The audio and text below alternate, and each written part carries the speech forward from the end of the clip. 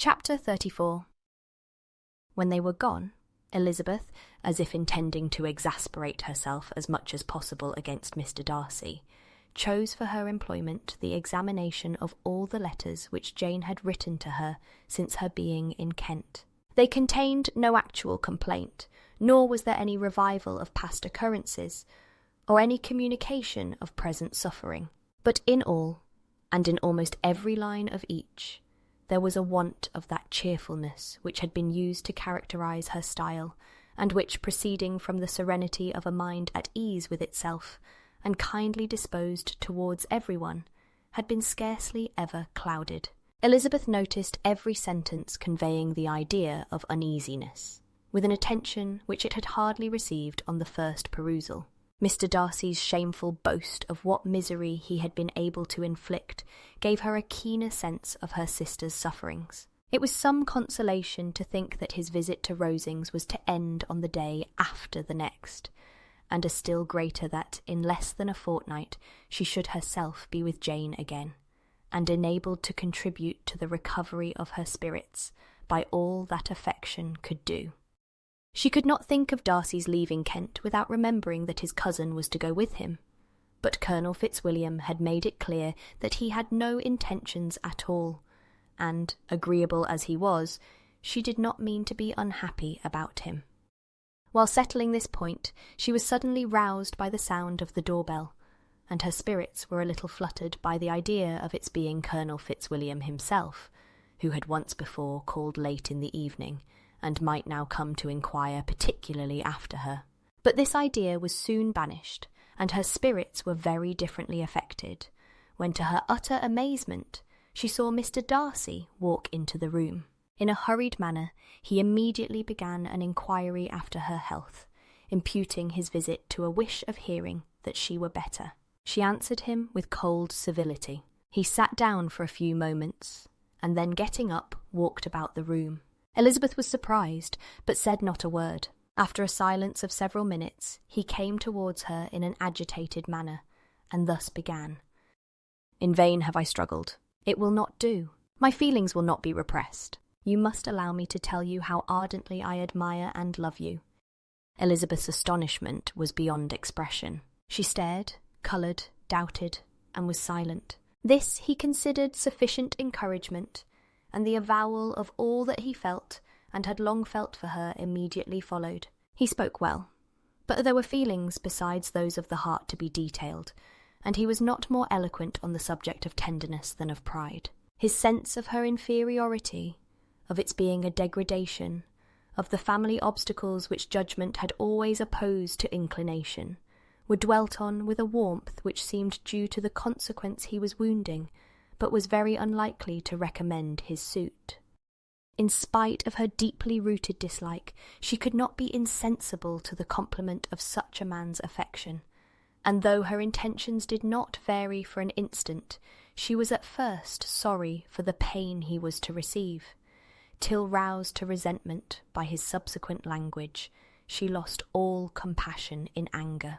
She tried, however, to compose herself, to answer him with patience when he should have done. He concluded with representing to her the strength of that attachment which, in spite of all his endeavours, he had found impossible to conquer, and with expressing his hope that it would now be rewarded by her acceptance of his hand.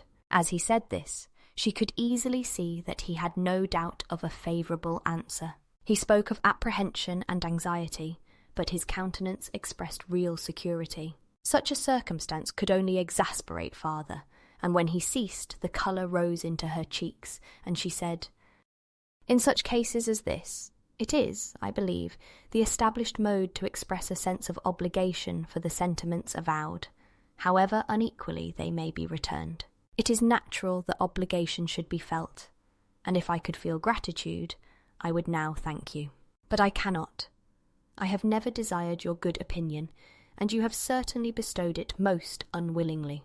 I am sorry to have occasioned pain to anyone. It has been most unconsciously done, however, and I hope will be of short duration. The feelings which you tell me have long prevented the acknowledgment of your regard can have little difficulty in overcoming it after this explanation."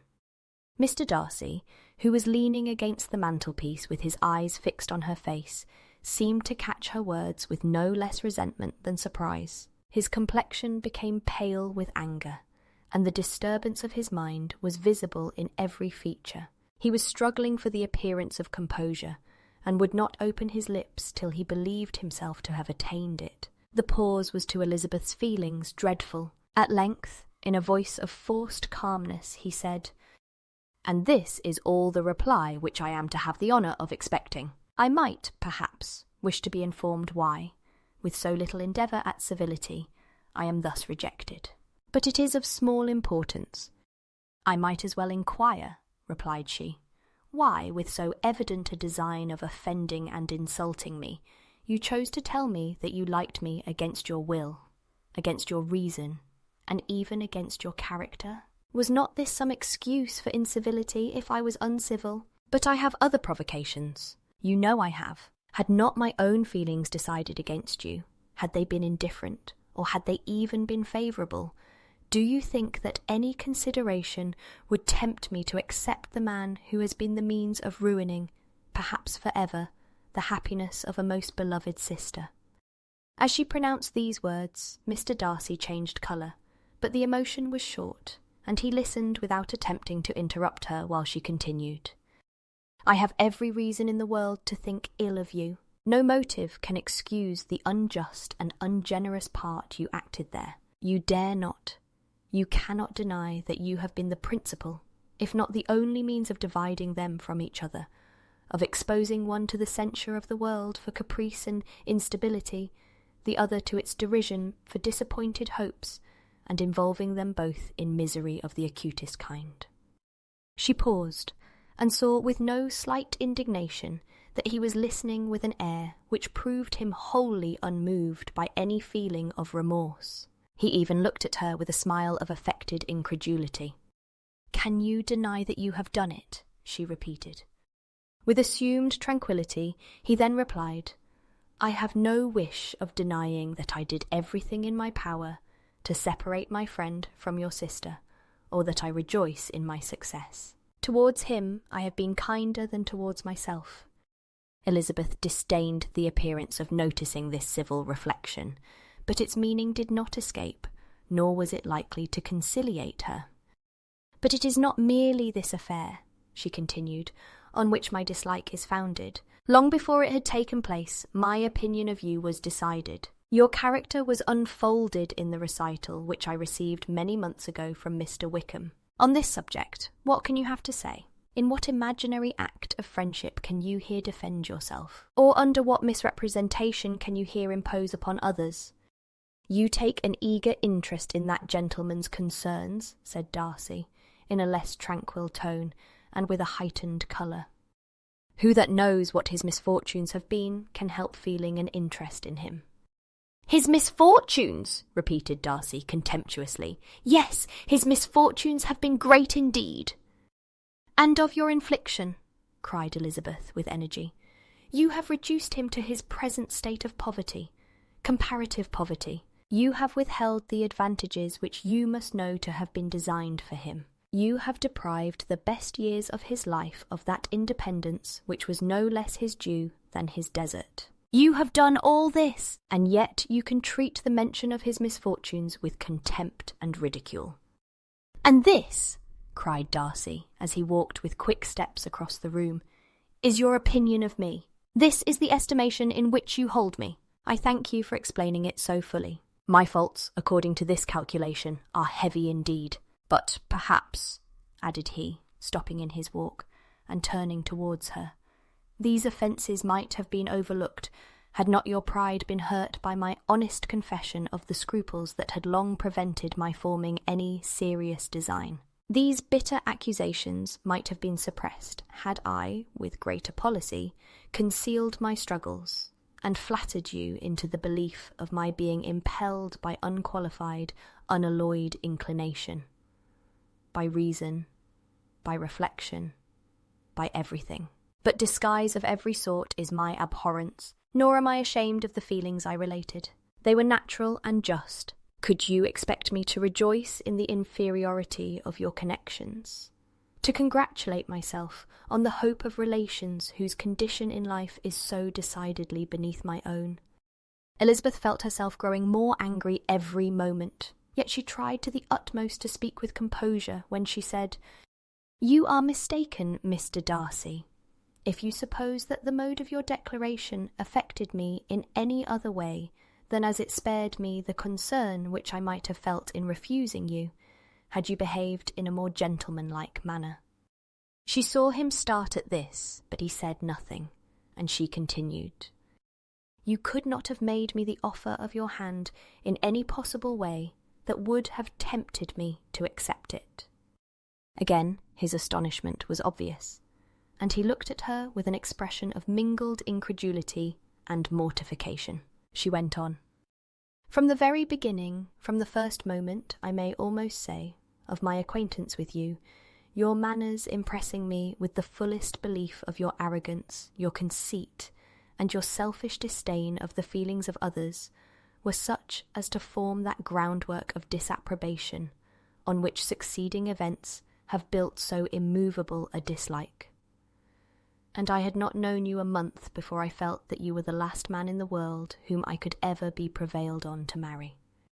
You have said quite enough, madam. I perfectly comprehend your feelings, and have now only to be ashamed of what my own have been. Forgive me for having taken up so much of your time, and accept my best wishes for your health and happiness." And with these words, he hastily left the room, and Elizabeth heard him the next moment open the front door and quit the house. The tumult of her mind was now painfully great. She knew not how to support herself, and from actual weakness sat down and cried for half an hour. Her astonishment, as she reflected on what had passed, was increased by every review of it. That she should receive an offer of marriage from Mr. Darcy! That he should have been in love with her for so many months, so much in love, as to wish to marry her in spite of all the objections which had made him prevent his friends marrying her sister, and which must appear at least with equal force in his own case, was almost incredible. It was gratifying to have inspired unconsciously so strong an affection. But his pride, his abominable pride, his shameless avowal of what he had done with respect to Jane, his unpardonable assurance in acknowledging, though he could not justify it, and the unfeeling manner which he had mentioned Mr. Wickham, his cruelty towards whom he had not attempted to deny, soon overcame the pity which the consideration of his attachment had for a moment excited. She continued in very agitating reflections, till the sound of Lady Catherine's carriage made her feel how unequal she was to encounter Charlotte's observation, and hurried her away to her room. Chapter 35. Elizabeth awoke the next morning to the same thoughts and meditations which had at length closed her eyes. She could not yet recover from the surprise of what had happened. It was impossible to think of anything else, and, totally indisposed for employment, she resolved soon after breakfast to indulge herself in air and exercise. She was proceeding directly to her favourite walk, when the recollection of Mr. Darcy's sometimes coming there stopped her, and instead of entering the park, she turned up the lane which led her farther from the turnpike road. The park paling was still the boundary on one side, and she soon passed one of the gates into the ground. After walking 2 or 3 times along that part of the lane, she was tempted, by the pleasantness of the morning, to stop at the gates and look into the park. The 5 weeks which she had now passed in Kent had made a great difference in the country, and every day was adding to the verdure of the early trees. She was on the point of continuing her walk, when she caught a glimpse of a gentleman within the sort of grove which edged the park. He was moving that way, and fearful of its being Mr. Darcy, she was directly retreating. But the person who advanced was now near enough to see her, and stepping forward with eagerness, pronounced her name. She had turned away, but on hearing herself called, though in a voice which proved it to be Mr. Darcy, she moved again towards the gate. He had by that time reached it also, and holding out a letter, which she instinctively took, said, with a look of haughty composure, "I have been walking in the grove some time, in the hope of meeting you. Will you do me the honour of reading that letter?" And then, with a slight bow, turned again into the plantation, and was soon out of sight. With no expectation of pleasure, but with the strongest curiosity, Elizabeth opened the letter, and to her still increasing wonder, perceived an envelope containing 2 sheets of letter paper, written quite through in a very close hand. The envelope itself was likewise full. Pursuing her way along the lane, she then began it. It was dated from Rosings at 8 o'clock in the morning, and was as follows: "Be not alarmed, madam, on receiving this letter, by the apprehension of its containing any repetition of those sentiments, or renewal of those offers, which were last night so disgusting to you. I write without any intention of paining you or humbling myself, by dwelling on wishes which, for the happiness of both, cannot be too soon forgotten, and the effort which the formation and the perusal of this letter must occasion should have been spared, had not my character required it to be written and read. You must, therefore, pardon the freedom with which I demand your attention. Your feelings, I know, will bestow it unwillingly, but I demand it of your justice. 2 offences of a very different nature, and by no means of equal magnitude, you last night laid to my charge. The first mentioned was, that, regardless of the sentiments of either, I had detached Mr. Bingley from your sister, and the other, that I had, in defiance of various claims, in defiance of honour and humanity, ruined the immediate prosperity and blasted the prospects of Mr. Wickham. Wilfully and wantonly to have thrown off the companion of my youth, the acknowledged favourite of my father, a young man who had scarcely any other dependence than on our patronage, and who had been brought up to expect its exertion, would be a depravity, to which the separation of 2 young persons whose affection could be the growth of only a few weeks could bear no comparison. But from the severity of that blame which was last night so liberally bestowed, respecting each circumstance, I shall hope to be in future secured, when the following account of my actions and their motives has been read. If, in the explanation of them which is due to myself, I am under the necessity of relating feelings which may be offensive to yours, I can only say that I am sorry. The necessity must be obeyed, and further apology would be absurd. I had not been long in Hertfordshire before I saw, in common with others, that Bingley preferred your elder sister to any other young woman in the country. But it was not till the evening of the dance at Netherfield that I had any apprehension of his feeling a serious attachment. I had often seen him in love before. At that ball, while I had the honour of dancing with you, I was first made acquainted by Sir William Lucas's accidental information that Bingley's attentions to your sister had given rise to a general expectation of their marriage. He spoke of it as a certain event, of which the time alone could be undecided. From that moment I observed my friend's behaviour attentively, and I could then perceive that his partiality for Miss Bennet was beyond what I had ever witnessed in him.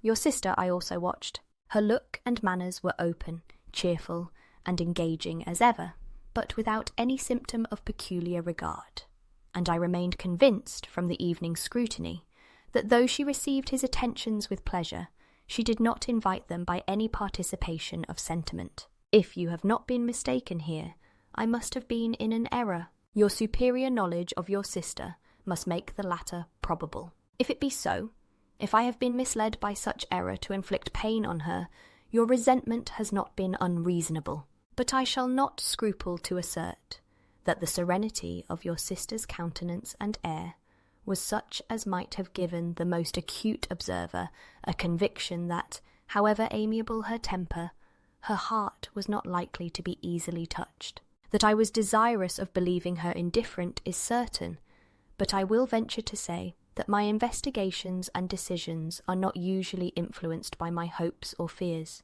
I did not believe her to be indifferent because I wished it. I believed it on impartial conviction, as truly as I wished it in reason. My objections to the marriage were not merely those which I last night acknowledged to have required the utmost force of passion to put aside in my own case.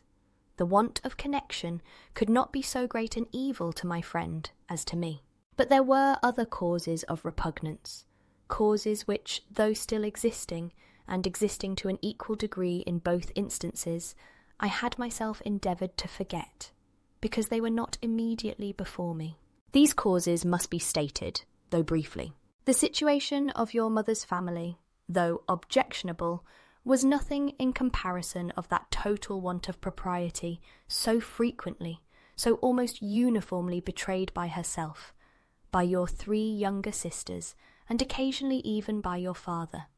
Pardon me, it pains me to offend you, but amidst your concern for the defects of your nearest relations, and your displeasure at this representation of them, let it give you consolation to consider that to have conducted yourselves so as to avoid any share of the like censure is praise no less generally bestowed on you and your eldest sister than it is honourable to the sense and disposition of both. I will only say, farther, that from what passed that evening my opinion of all parties was confirmed, and every inducement heightened, which could have led me before to preserve my friend from what I esteemed a most unhappy connection. He left Netherfield for London on the day following, as you, I am certain, remember, with the design of soon returning. The part which I acted is now to be explained. His sister's uneasiness had been equally excited with my own. Our coincidence of feeling was soon discovered, and, alike sensible that no time was to be lost in detaching their brother, we shortly resolved on joining him directly in London.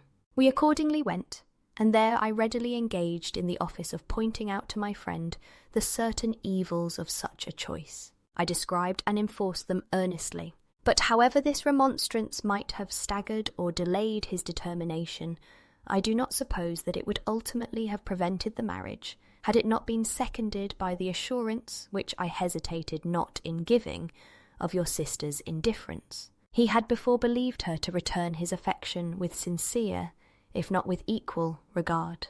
But Bingley has great natural modesty, with a stronger dependence on my judgment than on his own. To convince him, therefore, that he had deceived himself was no very difficult point. To persuade him against returning into Hertfordshire, when that conviction had been given, was scarcely the work of a moment. I cannot blame myself for having done thus much. There is but one part of my conduct in the whole affair on which I do not reflect with satisfaction.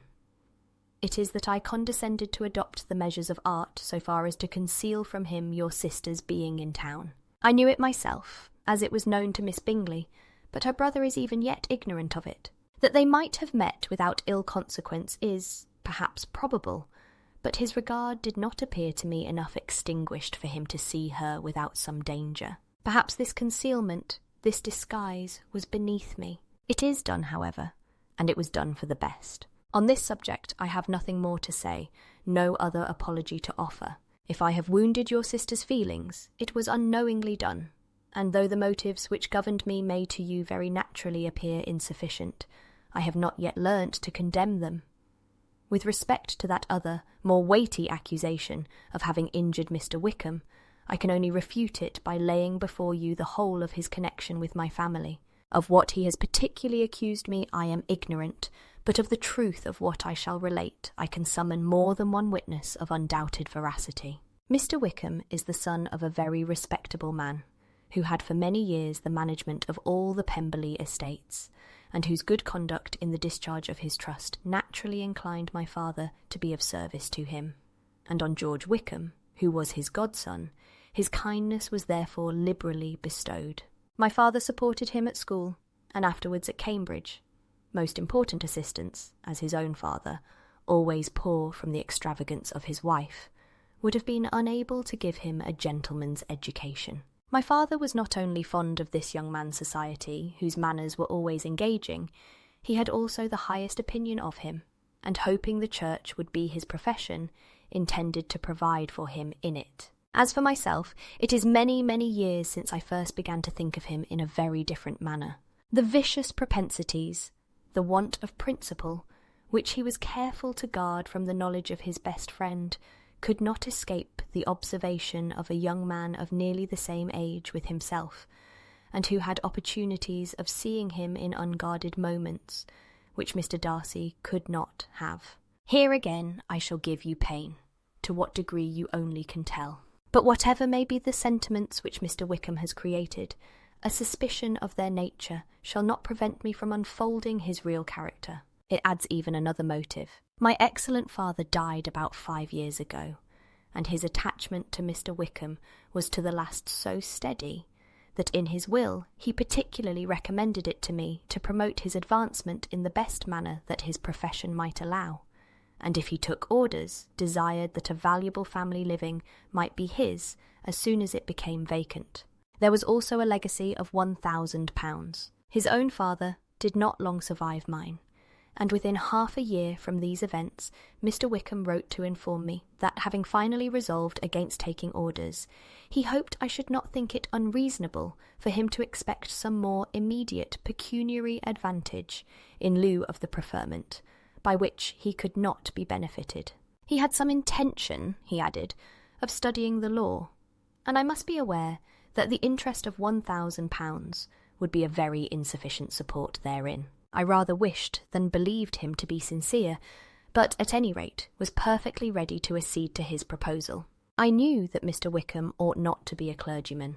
The business was therefore soon settled. He resigned all claim to assistance in the church, were it possible that he could ever be in a situation to receive it, and accepted in return £3,000. All connection between us seemed now dissolved. I thought too ill of him to invite him to Pemberley, or admit his society in town. In town, I believe, he chiefly lived, but his studying the law was a mere pretence, and being now free from all restraint, his life was a life of idleness and dissipation. For about 3 years I heard little of him, but on the decease of the incumbent of the living which had been designed for him, he applied to me again by letter for the presentation. His circumstances, he assured me, and I had no difficulty in believing it, were exceedingly bad. He had found the law a most unprofitable study, and was now absolutely resolved on being ordained, if I would present him to the living in question, of which he trusted there could be little doubt, as he was well assured that I had no other person to provide for, and I could not have forgotten my revered father's intentions.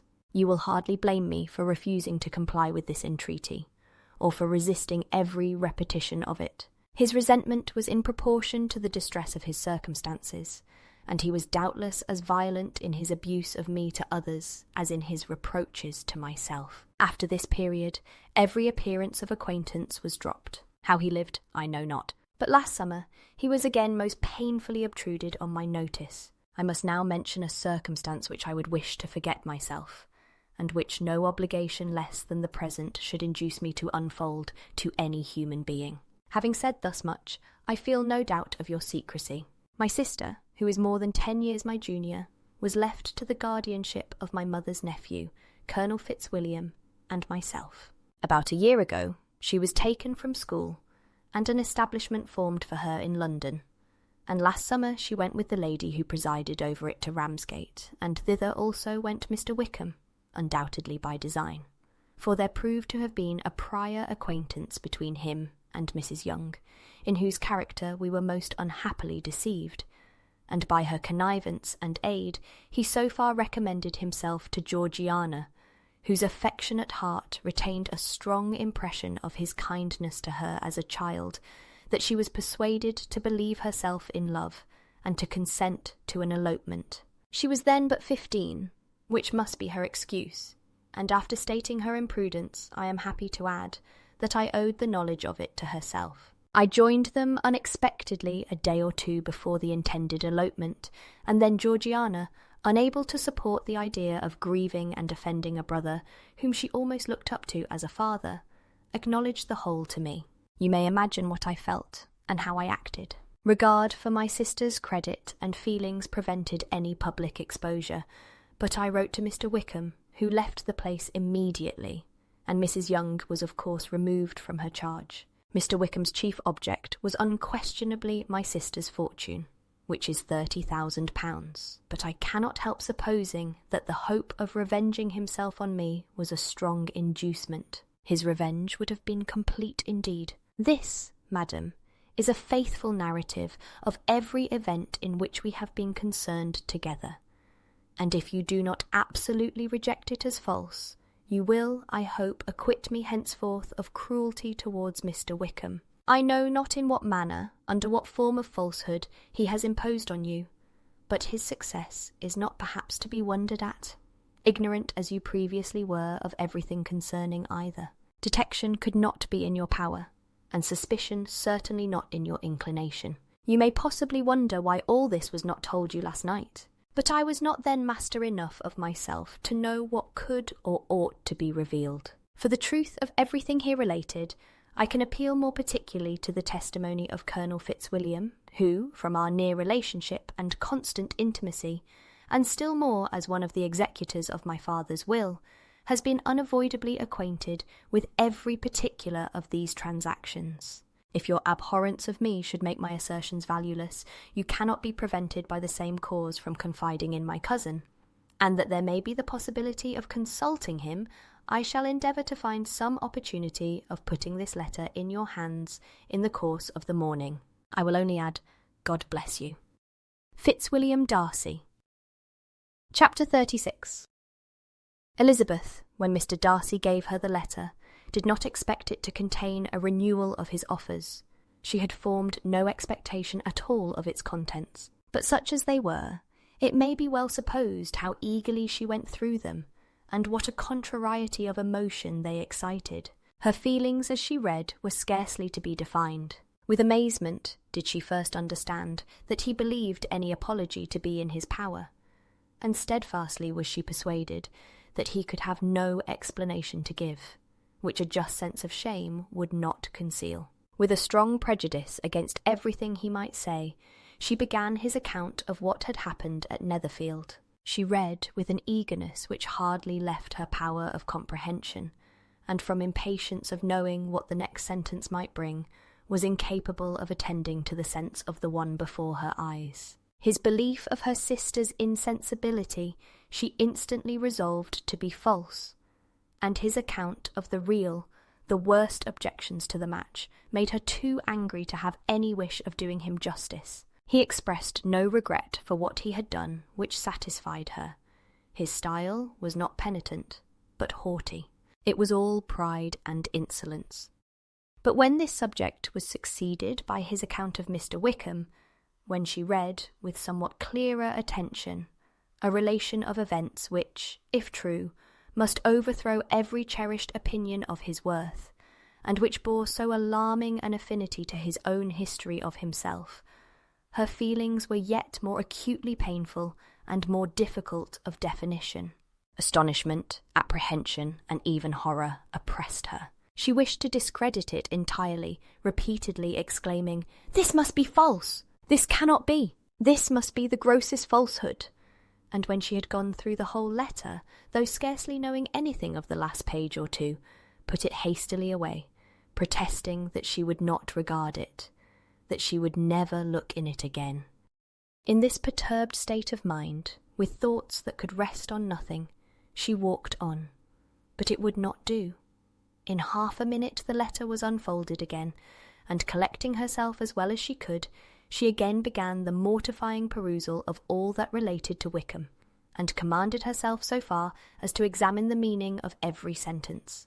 The account of his connection with the Pemberley family was exactly what he had related himself, and the kindness of the late Mr. Darcy, though she had not before known its extent, agreed equally well with his own words. So far each recital confirmed the other, but when she came to the will, the difference was great. What Wickham had said of the living was fresh in her memory, and as she recalled his very words, it was impossible not to feel that there was gross duplicity on one side or the other, and for a few moments she flattered herself that her wishes did not err. But when she read and reread, with the closest attention, the particulars immediately following of Wickham's resigning all pretensions to the living, of his receiving in lieu so considerable a sum as £3,000, again was she forced to hesitate. She put down the letter, weighed every circumstance with what she meant to be impartiality, deliberated on the probability of each statement, but with little success. On both sides it was only assertion. Again she read on, but every line proved more clearly that the affair, which she had believed it impossible that any contrivance could so represent as to render Mr. Darcy's conduct in it less than infamous, was capable of a turn which must make him entirely blameless throughout the whole. The extravagance and general profligacy which he scrupled not to lay to Mr. Wickham's charge exceedingly shocked her, the more so as she could bring no proof of its injustice. She had never heard of him before his entrance into the shire militia, in which he had engaged at the persuasion of the young man, who, on meeting him accidentally in town, had there renewed a slight acquaintance. Of his former way of life nothing had been known in Hertfordshire but what he told.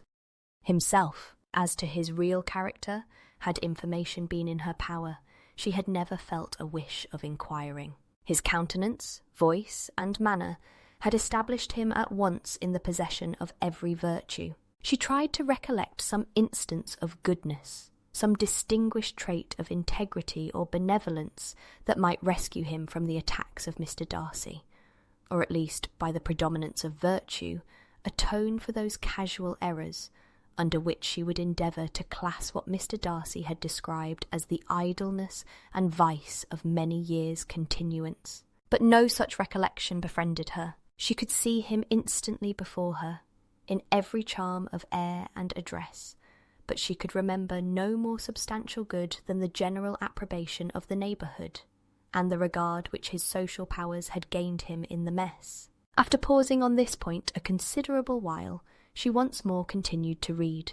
But alas, the story which followed, of his designs on Miss Darcy, received some confirmation from what had passed between Colonel Fitzwilliam and herself only the morning before, and at last she was referred for the truth of every particular to Colonel Fitzwilliam himself, from whom she had previously received the information of his near concern in all his cousin's affairs, and whose character she had no reason to question. At one time she had almost resolved on applying to him, but the idea was checked by the awkwardness of the application, and at length wholly banished by the conviction that Mr. Darcy would never have hazarded such a proposal if he had not been well assured of his cousin's corroboration. She perfectly remembered everything that had passed in conversation between Wickham and herself in their first evening at Mr. Phillips's. Many of his expressions were still fresh in her memory. She was now struck with the impropriety of such communications to a stranger, and wondered it had escaped her before. She saw the indelicacy of putting himself forward as he had done, and the inconsistency of his professions with his conduct. She remembered that he had boasted of having no fear of seeing Mr. Darcy, that Mr. Darcy might leave the country, but that he should stand his ground. Yet he had avoided the Netherfield ball the very next week. She remembered, also, that till the Netherfield family had quitted the country, he had told his story to no one but herself, but that after their removal it had been everywhere discussed, that he had then no reserves, no scruples in sinking Mr. Darcy's character, though he had assured her that respect for the father would always prevent his exposing the son. How differently did everything now appear in which he was concerned! His attentions to Miss King were now the consequence of views solely and hatefully mercenary, and the mediocrity of her fortune proved no longer the moderation of his wishes, but his eagerness to grasp at anything. His behaviour to herself could now have had no tolerable motive. He had either been deceived with regard to her fortune, or had been gratifying his vanity by encouraging the preference which she believed she had most incautiously shown. Every lingering struggle in his favour grew fainter and fainter, and in further justification of Mr. Darcy, she could not but allow that Mr. Bingley, when questioned by Jane, had long ago asserted his blamelessness in the affair, that, proud and repulsive as were his manners, she had never, in the whole course of their acquaintance, an acquaintance which had latterly brought them much together, and given her a sort of intimacy with his ways, seen anything that betrayed him to be unprincipled or unjust, anything that spoke him of irreligious or immoral habits, that among his own connections he was esteemed and valued, that even Wickham had allowed him merit as a brother, and that she had often heard him speak so affectionately of his sister, as to prove him capable of some amiable feeling, that had his actions been what Wickham represented them, so gross a violation of everything right could hardly have been concealed from the world. And that friendship between a person capable of it and such an amiable man as Mr. Bingley was incomprehensible. She grew absolutely ashamed of herself. Of neither Darcy nor Wickham could she think, without feeling that she had been blind, partial, prejudiced, absurd. "How despicably have I acted," she cried. "I who have prided myself on my discernment, I who have valued myself on my abilities, who have often disdained the generous candour of my sister, and gratified my vanity in useless or blameless distrust. How humiliating is this discovery, yet how just a humiliation!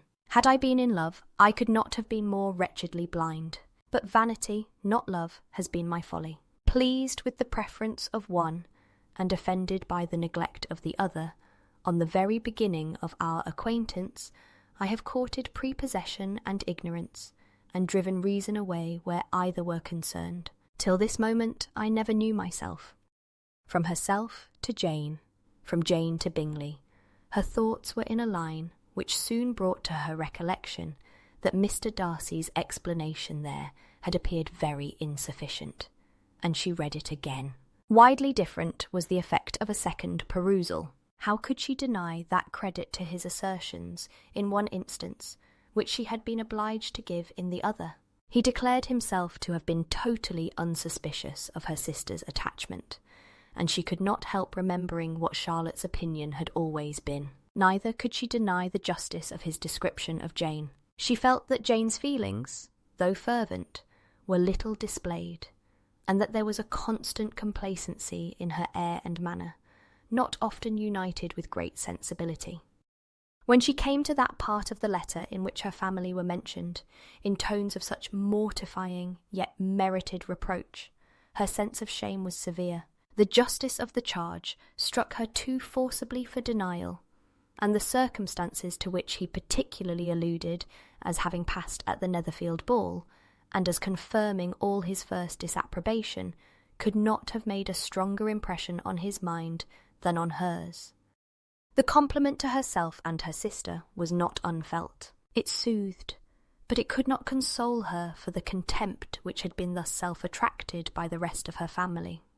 And as she considered that Jane's disappointment had, in fact, been the work of her nearest relations, and reflected how materially the credit of both must be hurt by such impropriety of conduct, she felt depressed beyond anything she had ever known before.